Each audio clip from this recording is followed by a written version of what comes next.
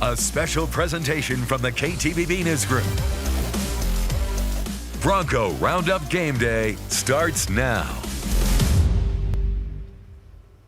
Well, it comes a little earlier this week, but it is game day once again here in the city of trees. Tonight, Boise State will look to bounce back on the blue as they resume Mountain West play by hosting the Colorado State Rams. Good evening, everybody, and welcome on into the Bronco Roundup Game Day show. The Broncos are off to a 2-1 start this season, but it is worth noting that they are 2-0 in Mountain West Conference play. We have so much to get to on the show today. Who plays quarterback this evening? Will Andrew Van Buren have to carry the load again at running back? And will John Bates be able to continue his impressive streak of consecutive games played to 45? I promise you there's only one place where you're going to get all the answers, plus this exclusive live look at the blue. On that note, we welcome in Will Hall. Will, I know it's Thursday. We're barely past hump day, but happy game day, my man. Happy game day, JT, as we welcome you live inside Albertson Stadium. You know what? Let's just get right to it. I know it's the million-dollar question right now in Bronco Nation. Who's going to start at quarterback for Boise State this evening? I can tell you, as the players are back in the locker room, getting their pads on, getting back out here to come out for the final warm-up, that we did see Hank Bachmeier out here on the blue warming up. That's a good sign for Bronco Nation. Also saw true freshman Cade Fennegan, as well as true freshman walk-on Andy Peters out here warming up with Hank. Did not see Jack Sears, and I also haven't seen running back George Holani warming up just yet, JT. All right, so a lot going on there. We're tracking a whole lot. And all this happens, Will, on a short week. All these timelines to rest and get healthy are super condensed, which makes it inconvenient for everybody, including sportscasters trying to produce a pregame show on a short week. Time crunch, JT, time crunch. I was feeling it today, my man, trying to get all the editing done before our pregame show, but we made it. It's game day, and now we can focus on the action in just a little bit. But yeah, as you were saying, JT, first time in Boise State program history with back-to-back short weeks of preparation. Consider this. This is the Broncos' third football game in the last 13 days. We talked with players and coaches about having a short week of preparation once again. Safe to say they have differing opinions on if they like it or not. Take a listen. Curious, from a player's perspective, what are your thoughts on a Thursday night game? I don't really mind playing Thursday. It's a quick turnaround. I think a big thing for us is getting in the training room, making sure our bodies are ready to go by the time we get to that game. Playing on a Thursday, I'll play on a Monday or a Tuesday. You can throw us in action. It really doesn't matter. I'll play whenever, and I'll still have fun. What's the biggest challenge for you when it comes to back-to-back short weeks of preparation? Just get everything prepared a little bit earlier. I mean, luckily here, we've had a few of these. It's just how can you be efficient with good energy and making sure that it's clear. You know, one of the things looking back, and we're on to Colorado State, but looking back on the last game, is just, when I see lack of execution, well, then I look in the mirror on that too. So we have to make sure we simplify, we're on the same page, and then we have the ability to execute when the ball's moving, because there's no, we can re-rack things and those type of things in practice. There's no reloads in a game, right? So we got to be on point. I'm not a fan of Friday games. I like to play on Saturday and certainly the Thursday and the turnaround games. I'm a big believer in the consistency week to week for the preparation of the coaches and the players, and also the recovery that it takes to go out there and play at a high level week in and week out. NFL teams have to do it once a year or once a season, right? They got to play that quick turnaround on Thursdays. But we've played, this will be our third game in a short amount of time. It's a lot of football right there. We are just 6 days removed from Boise State's worst home loss since 1996. BYU rolled into the City of Trees and beat down the Broncos at Albertson Stadium for the first time in 6 tries for the Cougars. Now, it truly was an all-time performance that you would love to just forget about. The 51 points allowed, the 5th most in the last 20 years on the blue. the 573 total yards allowed, the fourth most that the Broncos have surrendered at home in that span. So how do they bounce back? Well, it all starts with looking at the man in the mirror.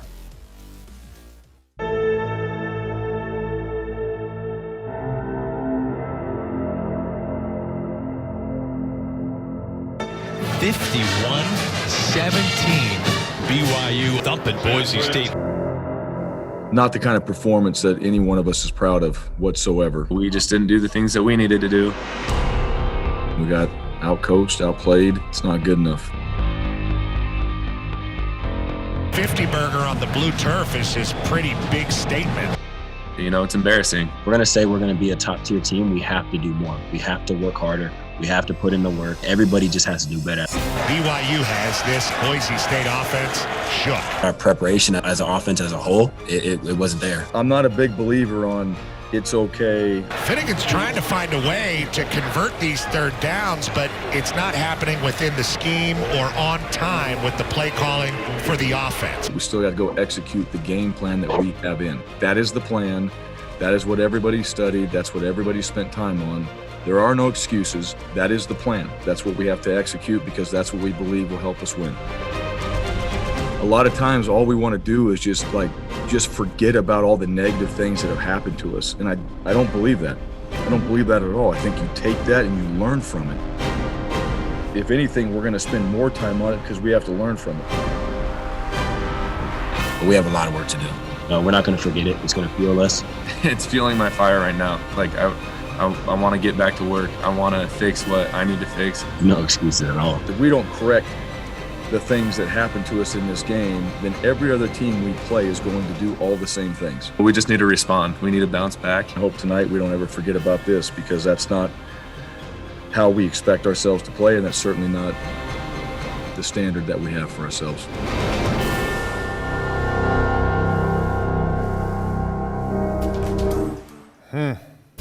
You know, BYU then poured a little more salt into the wound afterwards. Before leaving the field and heading to the locker room, they stopped and posed for this team picture on the blue. Yeah, Bronco Nation's not going to forget about this one. Apparently, the first ever victory for BYU just had to be something that they wanted to make sure they captured in a photo. You know, in order to not take another step back tonight against Colorado State, the Broncos are likely going to need one of their top quarterbacks in action. With Hank Bachmeier ruled out once again last week, USC transfer Jack Sears made his second straight start for the Broncos. It only lasted about 10 plays, though, as he left the game with an apparent concussion following a QB sneak. So that meant that true freshman Cade Finnegan would run the show on offense for most of the night. Fresh off a 2-year mission, it had been nearly 3 years since Finnegan last attempted a pass in a competitive game. He had his moments, but overall, it went about as you would expect. At times, his inexperience was just too much to overcome, and it left offensive coordinator Eric Keesaw scrambling to just try and steady the ship. Shifts, trades, motions, the plays we do, there's a lot of nuances to it that if you don't get the practice rep, they're tough to execute. So we actually ran it and got at halftime and got a call list from fall camp and just started calling base plays and see if we can kind of settle in a little bit. And he did a little bit when we moved the ball, but a lot of that stuff's not game plan for your opponent. So we had to kind of get back into the game plan to move the ball because we're attacking certain things on the defense. So it was tough. Sounds like it, Coach. If it's going to get any easier, it means that maybe sophomore quarterback Hank Bachmeier will be back under center tonight. He was at last week's game. He just wasn't actually available to play in it. Bachmeier not dressed for this one tonight. Normal starting quarterback. On the broadcast, we saw that, Hank was on the sideline. He obviously didn't dress for a reason. But what was he able to kind of offer you by even simply being there throughout the game? And how does he handle the emotions of being available and not being available? Because obviously he probably has a great desire to be available. Did you guys watch the Clemson-Notre Dame game? You look at Trevor Lawrence, the presumed #1 pick, tested positive for COVID-19 10 days ago. I think Trevor Lawrence kind of gives you that emotion, right? There was a lot of attention on him in that game, just kind of looking at him and all that. It's painful when you're not able to go out there and play. You're not able to be a part of that. So, to me, like having him there to be able to signal, and Hank Bachmeier's down the sideline looking on. especially with some of the things that we dealt with in this last game, that helped. He was great in the game. I mean, he was involved, and he was engaged with our players and helping our guys on the sideline. And that's one thing about Hank. I mean, Hank's out, but he prepares like he's starting, and knows the game plan. But we zoomed him into the meetings, and even though he couldn't play, just to make sure he was dialed in and kept his mind fresh for when he comes back. He does come back. So he was great during the game, though. Always appreciate Hank. The leadership piece, even though you're not playing, you're still a leader. In a game like that, you want to play and you want to be a part of what the team has prepared for that week. Especially under the circumstance too, when Jack went out, now we're down to a couple guys in that situation right there, and you want to be able to kind of get out there and be a part of it, throw the cape on and go out there and play a little bit. I think every competitor would feel that way, not just the quarterback position, but I think as a competitor, you want to be a part of it, and hopefully moving forward, we give them a chance to get back out there and play. We are all looking forward to see if that chance becomes reality tonight. Will, we saw Hank Bachmeier heavily engaged with all of the other quarterbacks during the BYU game, but Bronco Nation wants to see him engaged with the offense on the field. What are the chances that happens tonight? JT, wait no further. I'll step out of the way and give you a live look of the blue. Warming up behind me, as you can see, number 19, Hank Bachmeier, out there on the blue, warming up as we speak.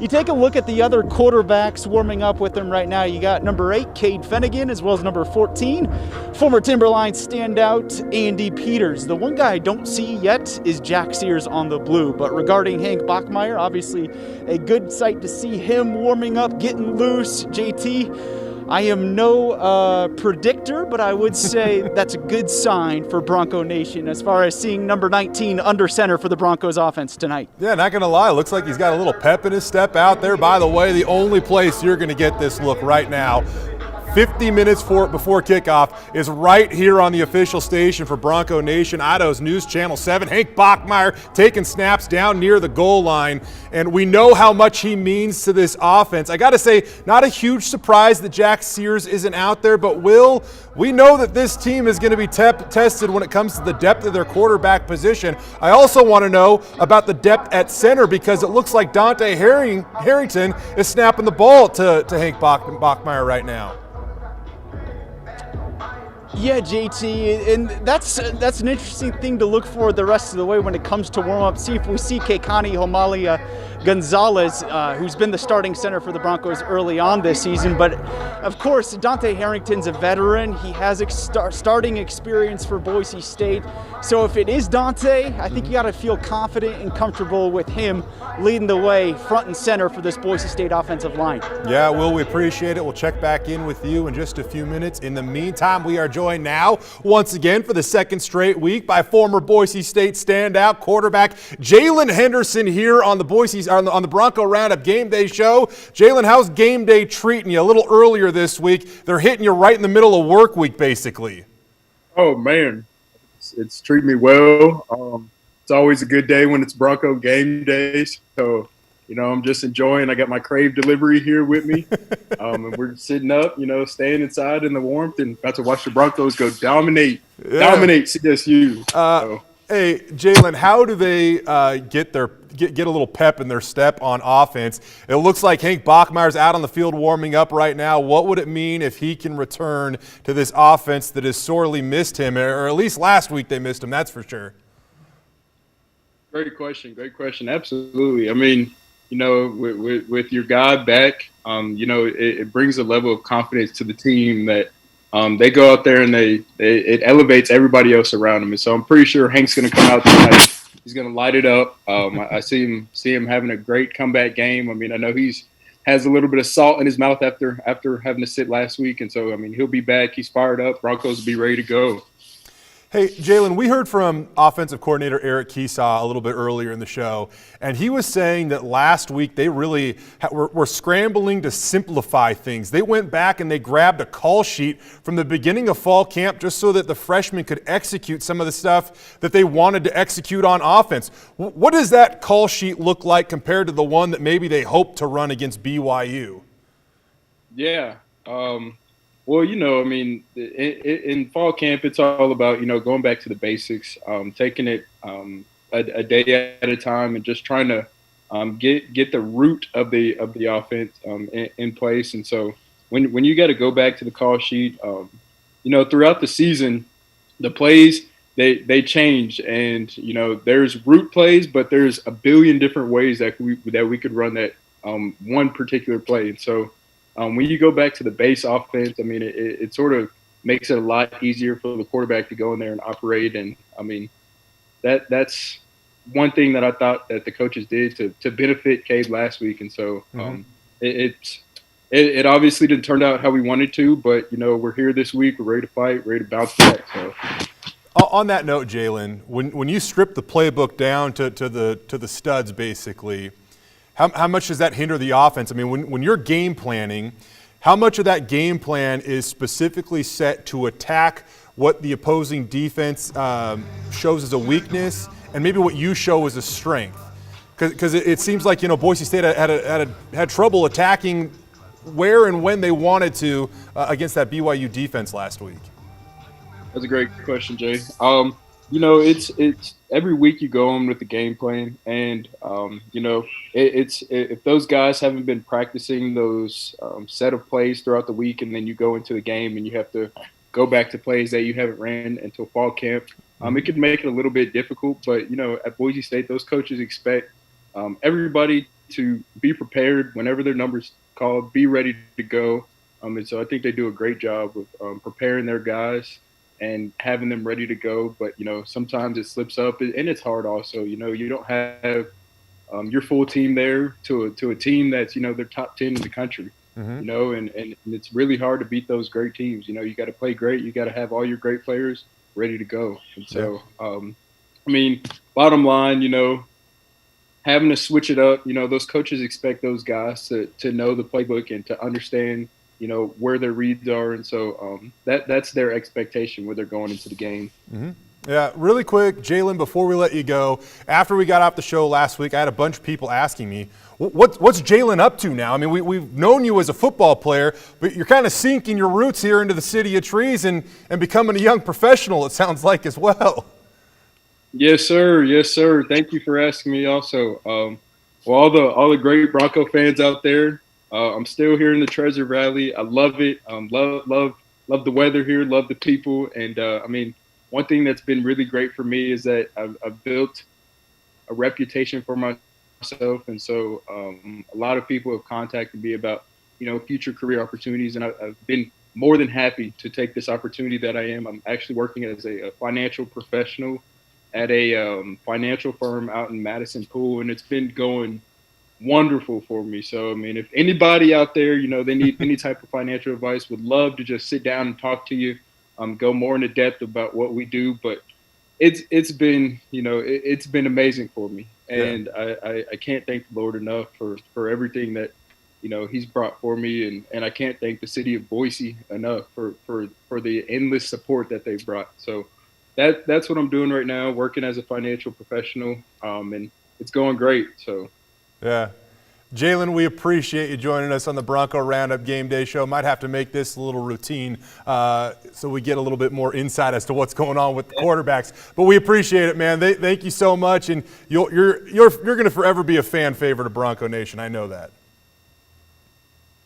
Yes, sir. I love coming on here. Thank you so much, Jay, and hope the Broncos go out there and kill it tonight and do absolutely great. And with that being said, go Broncos and Kablamo, baby. All right. Thanks, Jalen. Hey, moving along now, Boise State wearing their fourth different uniform combination in their fourth game of the season tonight. The Broncos saying that they're honoring orange with their all-orange uniforms. The last time they played on Thursday, by the way, back in 2017 against New Mexico, they also rocked their all-orange unis. And for those of you that care, Boise State favored by 2 touchdowns tonight, 14 points. Depending on where you look, it might vary by about a half point or so. But the Broncos, 4-0 all-time against Colorado State on the blue, and their average margin of victory in those games, 18 points. Stick around, more on the Bronco Roundup Game Day Show as we get you set for kickoff right after this. you are to the point where you are developing a little bit of your own legacy. And it wasn't that long ago that Boise State held a vote for wide receivers of the decade. There are a lot of big names on that list. You were one of the active players on that list. What was it like just to be included with those guys in something like that? Oh man, I was like, I didn't even know. I had somebody send it to me, and they was like, you're on this list. And I was like, oh snap. I mean, being next to my own position coach, you know, that was pretty cool. And we were just kind of talking trash to each other a little bit. But obviously what those guys did it's just legendary. You know, those guys are in the record books and stuff like that. And one day, you know, I do want to get to that point, you know, shoot, just keep working. And I was just blessed to be on the list with them. Bronco Roundup Fast Stats, sponsored by TDS All Fiber Internet. I tell you, Khalil Shakir is cementing his spot in lore over at Boise State. He continues to get off to a great start. In fact, it's one of the best 3-game starts we've seen out of a Boise State wide receiver in the last 20 years. He has 23 catches so far this season, the most by a Bronco pass catcher over a 3-game span to start the season since Shane Williams-Rhodes had 24 in the first 3 games of 2014. Despite the inconsistency at QB this year, Khalil has also managed to rack up 352 receiving yards already through 3 games. That ranks second to only Thomas Spurbeck, who had 367 yards against Louisiana, Washington State, and Oregon State back in 2016. Now, this might be the most impressive stat of them all. Khalil has at least 98 yards of receiving with 3 different quarterbacks this season, moving from left to right. Cade Fennegan threw him 131 receiving yards last week. In the season opener, Hank Bachmeier targeted Khalil for 123 yards, and then over a 2-game span, a short second game, Jack Sears has thrown Khalil Shakir 98 yards receiving, so pretty darn impressive.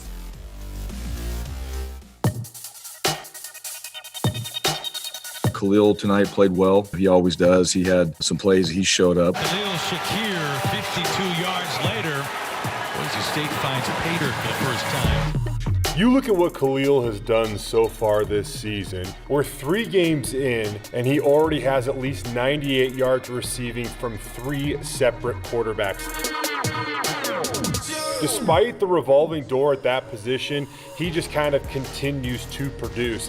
Is he making it look easier than it is, though? Well, yeah, and I think that's a compliment to Shaq, you know, because he is such a talented player. And I think when you have talented people doing any skill set, they can make it look easy. Khalil Shakir is putting on a show here in just the last few plays of the game. That's why they're really good at what they do. Couple of touchdown catches, the onside kick recovery. I really feel that about Shaq, and that's why he's above and beyond and such a great player, is because he has that ability. And just fired up he's on our side of the ball for sure. Man, Khalil Shakir has been so good so far this season. And it's pretty interesting, Will. I mean, we know that the coaching staff thinks in high regards of Khalil. And he was compared to some great Boise State receivers over over this last week.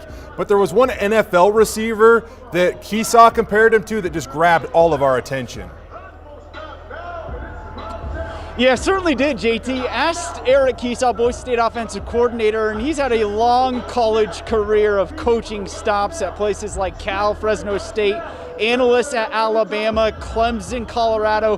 Who's a wide receiver that he's coached or been a program that he's been a part of that most reminds him of Khalil Shakir? And he said, Keenan Allen, the former Cal wide receiver, of course, now the current Chargers wide receiver. Keenan Allen was a 2013 third-round draft pick. He's a 3-time Pro Bowler. He's caught at least 60 passes in every season of his career, despite one season where he didn't reach that total. But, of course, he missed that entire season with a torn ACL back in 2016. So a big-time comparison and some high praise for junior wide receiver Khalil Shakir, JT. Yeah, it really is. I know we got some a fluid situation going on down there at Albertson Stadium right now. Some breaking news. We're going to give you a moment to gather that. We're going to hit you after the break. We're going to get an update on COVID numbers. Boise State, it looks like, are going to be without a number of players this evening. You know, in the meantime, for the second straight home game, Boise State will have approximately 1,100 people in attendance.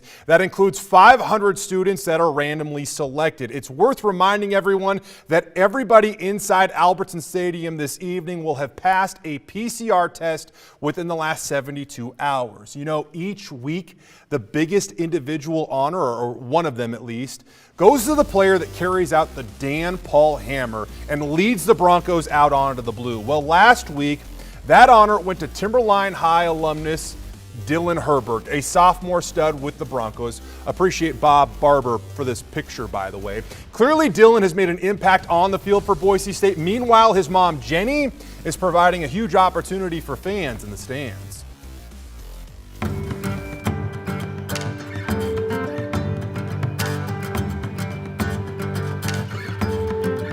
So Jenny, obviously 2020 is kind of unique, and you have to do unique things to gain access to going to a Bronco football game. When it comes to testing, how are you involved in this process? I am an employee at Boise State University. I'm a registered nurse.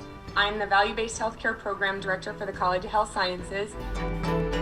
When we were told as parents that we weren't going to be able to make it to the games, that they were working things through with Central District Health, I reached out to the university and said if there's anything that I can do to help. So Alicia Esty, Vice President of Boise State, called me in her office and said, Jenny, here's where we're at. We are going to have to test every student. We've discussed the band, the cheer. That's a big lift to test that many people. And so Alicia said, Jenny, if you can help as a nurse, we really need help testing those people. So I said, absolutely, sign me up. So when it comes to your volunteer work, how labor intensive is it? And out of the 1,000 or so people that are going to Bronco football games right now, how many of the tests do you think that you actually administer?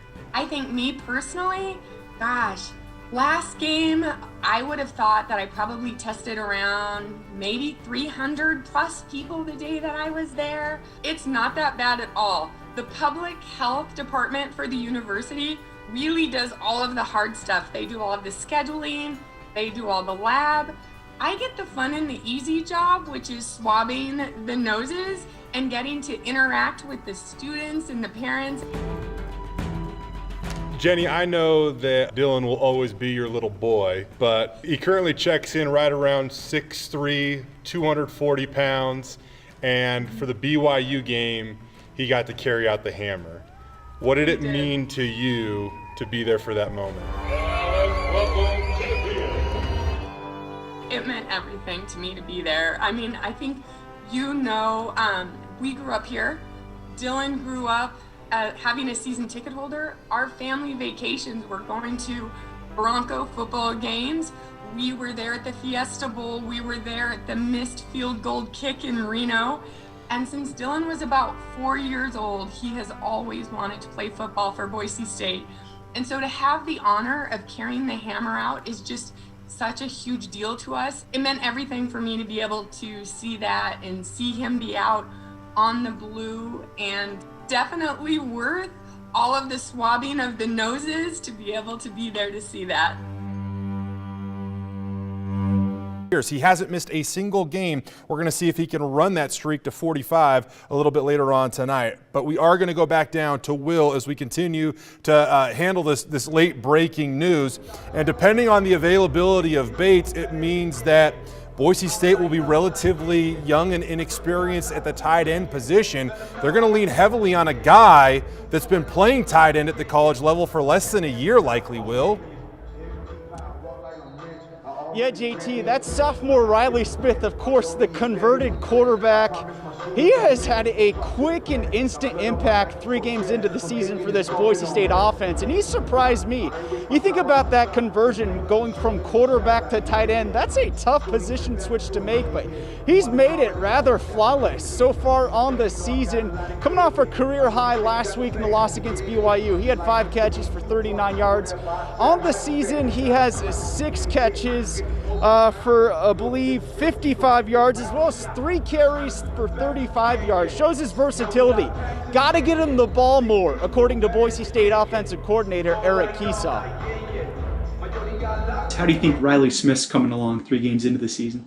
Baller. We need to use that guy more. Every time I watch him, like, how can we get – it's hard because it's a good problem, but yeah, John Bates is a really good tight end too, and then you got all those receivers around him, and then we gave Riley a couple sweeps a couple weeks ago, which was good, just to get him guaranteed touches to touch the ball. But he's another guy we got to find more ways to get the ball to because he's just so talented. I mean, he's just so athletic, and for a quarterback going to tight ends, he has such great hands, and he's definitely in your H or your second type of tight end that we need to use more. Need to use more. Get Riley Smith the ball as much as you possibly can if you're the Broncos. Look for him to have an impact tonight as Boise State hosts Colorado State. Kickoff just over 25 minutes away from right now. We're going to continue after the break on the Bronco Roundup Game Day Show.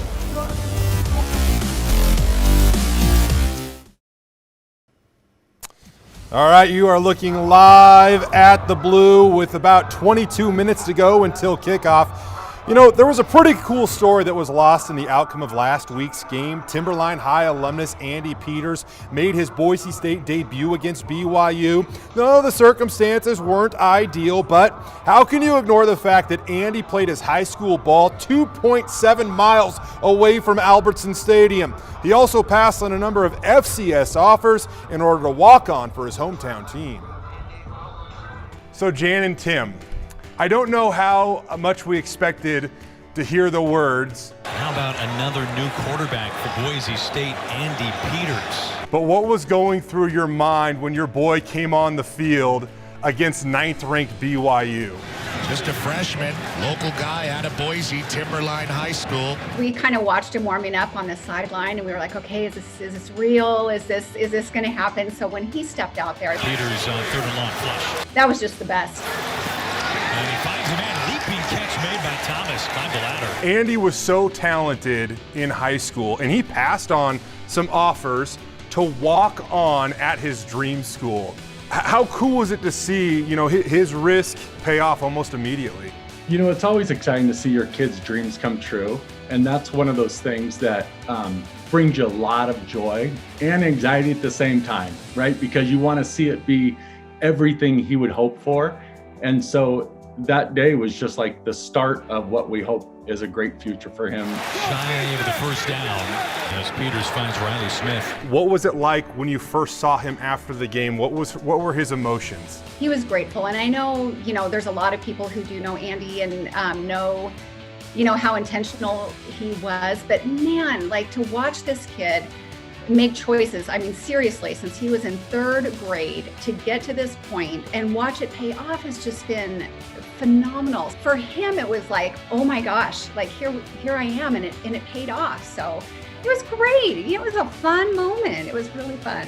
For Andy, I think it was a little surreal in a lot of ways. His comments about stepping on the blue, and obviously there's a lot of nerves that go with that. These kids, and especially as a freshman, there's a lot of nerves that go with that and a lot of excitement. So it was kind of being in the moment and just living out his dream, and yet at the same time recognizing the responsibility that he had.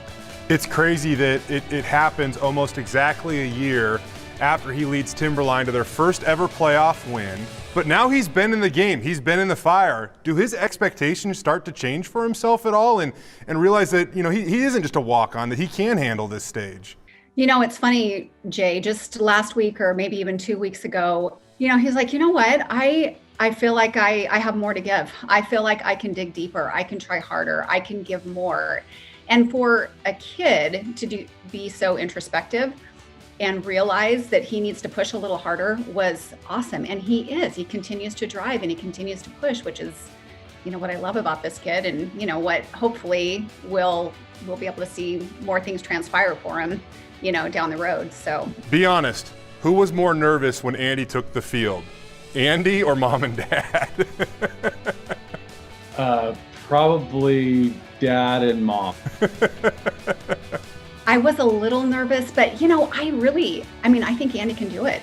We are definitely his biggest cheerleaders, but when he got out there, I was like, nail it, you can do it. I'm so excited for him, and I know he has the ability. So yes, I was nervous, but I also, I have complete faith in that kid. Gosh, Will, I really thought we'd have a moment here to kind of dive into the local talent. There's 14 Idahoans on Boise State's roster. It's kind of crazy, but Timberline leads the way in terms of alumni that are on that Boise State roster. We have to consider a little bit more than this at this point in time, though, because we learned that Boise State's defense is going to be very thin up front, and I do know this. They have guys like Sam Whitney that provide great leadership. Well, we're going to see how far that goes tonight, I think, Will. Yeah, absolutely, JT. I was glancing down at my phone as far as who Boise State has available on the interior of that defensive line outside of Scott Matlock. They have Divine Obashiri, who we've seen a little bit limited action so far this season. Mike Callahan has played a handful of snaps so far this season and going back to last season. Then you have true freshmen Robert Cooper and walk-on Jaden Ewing. They're certainly very depleted at that defensive tackle position. But yeah, as you were mentioning, JT, Sam Whitney will be called upon to provide some fantastic leadership, as he has done all throughout the course of his long Boise State career. Of course, Sam has missed essentially 2 seasons worth of action with season-long injuries, but he is thriving and fully healthy as a 6th-year senior. Entering tonight's matchup with Colorado State, he has 19 tackles. That's second best on the team. Also has a tackle and tackle for loss, and as you were mentioning, JT, provided a lot of energy and leadership for this young and inexperienced defensive line. We caught up with Sam earlier this week, just talked about how excited he is to be able to be healthy and happy and playing again. Safe to say he is a very, very happy Bronco. Take a listen.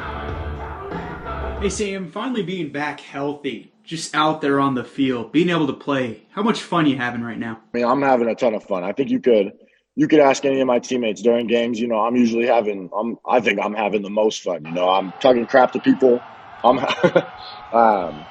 It's just a blessing. I've come a long way from 2 knee surgeries, and to really be able to go out there and soak it in and soak in the moment and just enjoy what I'm doing with my brothers has been an absolute blast. We just talked with Sam Whitney. You consider all that he's gone through in his career at Boise State. How nice is it as a fellow defensive lineman to see him out there flying around, having fun, and being healthy? It's awesome. Like you just said, he's been through a lot, and it really shows his character and who he is and how much he cares about this program and how much that he wants to be successful, and not only for his career here, but later on in life when he moves on, but he wants to help out his brothers here and help us win another championship. Boise State defensive coordinator Jeff Schmedding said earlier this week regarding Sam Whitney, he has paid his dues, he has put in the time, and it is great to see him flying around with a smile on his face. Certainly an easy guy to root for, considering all the adversity he has faced just to get to where he is today. We're going to send it now over to Tom Scott for this week's edition of the Scott Slam. Well, good evening, all. It is a pivotal night for the Boise State defense. The goal tonight is to reverse the trend. Let's look at this season. First, the Utah State game. It was a balanced smothering with 203 total yards allowed by the Broncos. At Air Force, the 415 rushing yards.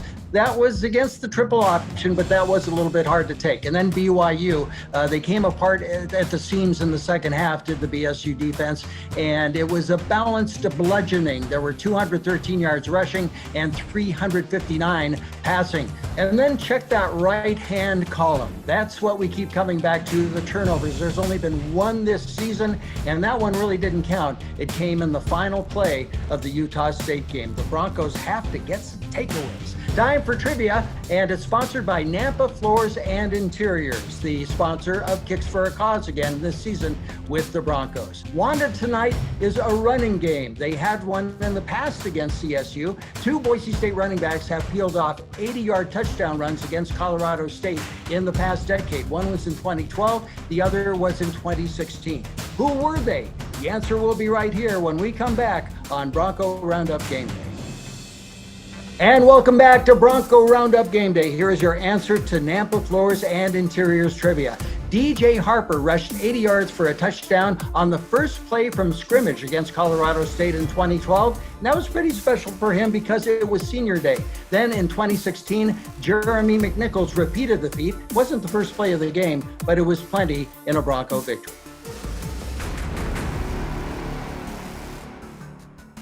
Bronco Roundup Keys to the Game, brought to you by your local Bronco Motors Hyundai dealers. Well, I tell you, I don't know if we've ever changed keys to the game this late in the pregame show, but we're doing things on the fly because we have to adjust, as everyone has to do in 2020. We go back down live to Albertson Stadium here in just a moment. First up, we want to know, where's the beef? Because right now there's not a whole lot of what Boise State is accustomed to seeing in the middle of that defense. And I know that Will was able to touch on this a moment ago, but Will, they're going to be very young and inexperienced when it comes to the interior of that defensive line. I mean, we could see guys like Jaden Ewing play, and I got to say, I don't know if anybody thought that he would play. He weighs 241 pounds according to the roster, by the way. JT, what do you think? You think I'm ready to go? I could give it a try. I want to tell you no, but maybe. Aside, I'm right there. I don't think Bronco Nation wants me suiting up for Boise State anytime soon. But yeah, I'm right there with you. I didn't think we'd see the day where Jaden Ewing might be called upon to play meaningful snaps for Boise State. And yeah, as you were talking about, besides Scott Matlock at the defensive tackle position, very, very young. You're going to have Mike Callahan, Divine Obashiri, and Jaden Ewing. They're all going to be called upon tonight to try and get it done against the Rams offense. I tell you, it's a good thing that everybody is at home right now, or at least for the most part. Grab your laptop, your iPad, whatever you need to do.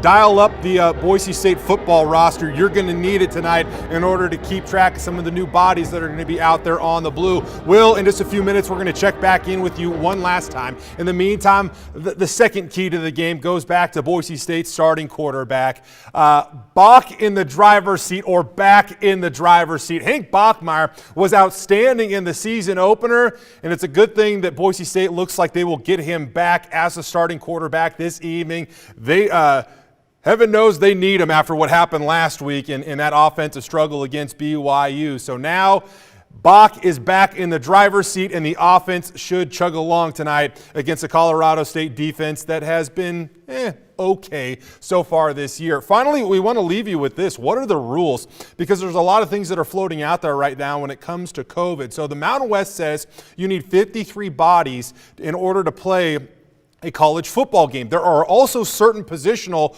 requirements, including on the defensive line, where Boise State only has 5 guys available. It is also worth noting that even should an institution drop below those numbers, they can choose to play a game according to Mountain West rules.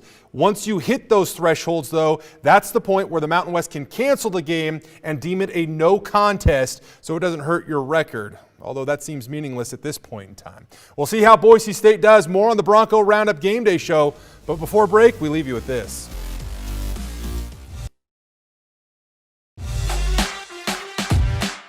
Hey Bronco fans, show us your game day tradition. Share a photo with us and you could win a big screen smart TV. To enter, text the word FAN to 208-321-5614. Game Day Traditions, sponsored by Mountain America Credit Union. Tell you, we got a lot to recap here on the Bronco Roundup Game Day show, giving you that live exclusive look, the full hour before kickoff. You're only going to see it right here on the official station for Bronco Nation. Just to recap some of the things that we've learned over the last hour. Hank Bachmeier going to be back in action for the Boise State offense tonight. However, no Jack Sears. He was not on the field warming up. That means that 2 true freshmen will back up Hank Bachmeier this evening. Also, running back George Alani not going to be able to give it a go tonight. He will be in the bench area. That seems encouraging as he looks to make his way back onto the field, but it's going to be Andrew Van Buren in the backfield for Boise State once again. Also, Keegan Freeborn and Scala Gahan out of action this evening. No Octavius Evans for the second straight game. A question mark continues to loom over John Bates. We'll see if he will be available for the Broncos tonight. If not, expect a whole lot of Riley Smith. And then you're going to get into the Caden DeLunas and down the depth chart. So we'll see how that turns out. Should be an interesting game, everybody. We will have highlights tonight on the news at 10. Will Hall will join us live from Albertson Stadium. Going to be an interesting game against Colorado State. We'll see if Boise State can get back in the win column and stay perfect in Mountain West play. Enjoy game day, everybody.